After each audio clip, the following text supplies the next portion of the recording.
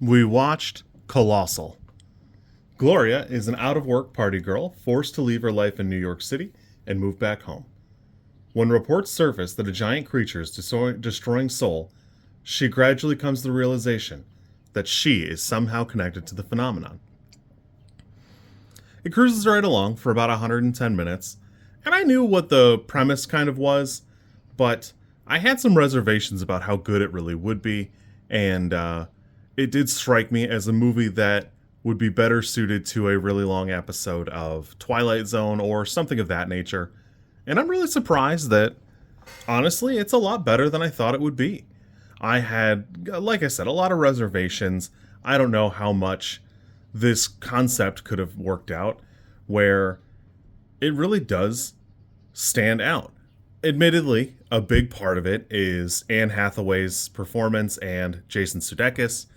And we praise Anne Hathaway quite a bit. She's been in a lot of stuff. Uh, she's had a lot of roles, but huge mention to Jason Sudeikis, who has a horribly menacing character the entire time, and it comes on so gradually, it almost gives you like chills to see it suddenly rear its head. This very second it takes a turn, you could mark it right on the film, but jeez, and it really just lingers. It's a great performance out of both of them, and it really does carry. Unfortunately, those two are really the only high parts, because there are a couple other actors, but their roles are so minimized and they're so tangential to the whole thing, you're really not seeing quite enough of it. And, you know, specifically the character I thought was Sudeikis' younger brother, he's just some guy. But it's weird how present he is and how go with the flow he is, because there's a limit to how much you'll tolerate, even when you're just like drinking buddies with somebody, I think. Anyways, I had a really good time with this for a movie that got pitched as Godzilla meets Lost in Translation, so much so that Toho sued because they were using Godzilla's image when they were trying to raise funds. I think this is pretty great. It's not super often we see a movie that's just a mashup of two other films or concepts that it works out so well, and I think this one worked pretty well. Overall, I think it could probably be 20 minutes shorter, but honestly, I think it was pretty fun. Everything presented here is really interesting, and for something that I thought would be only interesting in the Godzilla components of it, really the characters are what stay interesting and fresh. It does a pretty decent job presenting.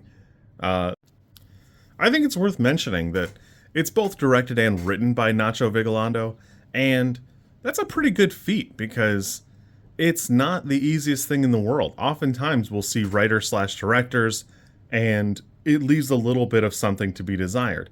As I mentioned, a couple of the characters could probably use a little bit of attention somewhere, just a little bit more oomph in their character, or some reason why they are the way they are, specifically the two other barflies. But honestly, it stays pretty crisp. The whole thing is pretty fun. I had a really good time with this. I was surprised how fun this was and how long the gimmick makes it. It was pretty good for like an interesting little sci-fi black comedy type thing. I like this quite a bit. It's got some really rich moments and some great character. This for me is probably like a 6. I could see an 8, but I really like this for a movie that I had like earmarked many years ago and said, oh, I'll watch this sometime, and now it's 10 years later and I finally got a chance. I liked it quite a bit. You kids be good. I will catch you later. If you like this content, I'm supposed to ask you to like, comment, and subscribe. I think like is here, and comment is probably down there, and subscribe over there somewhere too, I think. I don't know how many times this like snippet is gonna make it into a video. Everybody says you should do it this way, and I always thought it was just like an annoying thing other YouTubers did. And as you know, I am bad at editing, so if you like it, great, I'm happy for you. If you don't like it, I'm sorry.